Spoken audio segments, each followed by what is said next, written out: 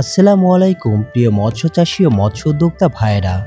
আজকের এই ভিডিওটি হতে পারে আপনার মাছ চাষের সফলতার এক নতুন দিগন্ত। কারণ এখন চলছে বর্ষাকাল, প্রকৃতির দেয়া এক অনন্য উপহার। বর্ষার থই থই পানিতে ভরে উঠেছে খাল, বিল, জলাশয় আর পুকুর। এই সময়টাই হতে পারে আপনার মাছ চাষের জন্য সোনালী সুযোগ, যদি আপনি সঠিক পরিকল্পনা আর সঠিক জাতের পোনার ব্যবহার করতে পারেন।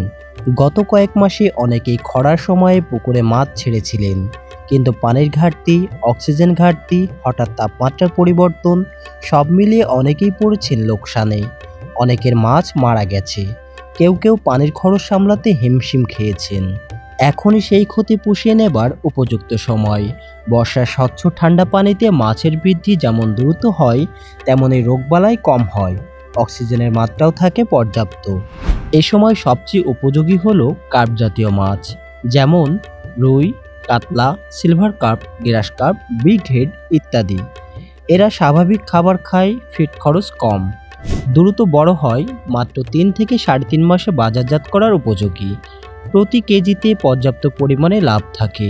একজন চাষি ভাই গত বর্ষায় আমাদের কাছ থেকে চায়না সিলভার কার্প, কাতলা, G3 রুই সহ বেশ কয়েক প্রকার বড় সাইজের পোনা কিনেছিলেন। সেই পোনাগুলি মাত্র 3 মাসে 3 থেকে 3.5 কেজি ওজনের হয়েছে। বাজারে বিক্রি করেও বেশ মোটা অঙ্কের মুনাফা অর্জন করেছেন। তার জন্য এবার আরও 3 গুণ পোনা কিনেছেন আমাদের থেকে।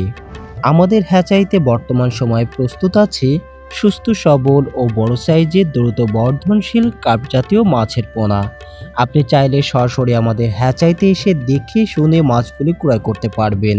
সেক্ষেত্রে থাকা খাওয়ার সুব্যবস্থা আছে, অথবা দেশের যে কোনো প্রান্তে পাচ্ছেন হোম ডেলিভারির সুবিধা। পুকুরের মাটি, পানি, আয়তন অনুযায়ী আমরা দিচ্ছি বিনামূল্যে পরামর্শ। আমাদের হ্যাচারির নম্বরে এখনই কল করুন। পোনা ছাড়ার আগে পুকুর ভালোভাবে পরিষ্কার করুন, আগাছা ও জলজ উদ্ভিদ পরিষ্কার করে পানির স্বচ্ছতা বজায় রাখুন। পুকুরে নেটিং করে মাছের সুরক্ষা নিশ্চিত করুন।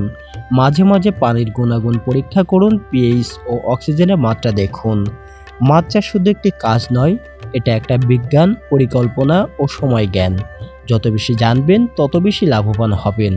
আর একটি কথা সবসময় মনে রাখবেন, জেনে বুঝে মাছ চাষ, ফলন বাড়বে 12 মাস। ধন্যবাদ সবাইকে। পরবর্তী ভিডিওতে আবারও দেখা হবে। সে পর্যন্ত সকলে ভালো থাকবেন, সুস্থ থাকবেন। আল্লাহ হাফেজ।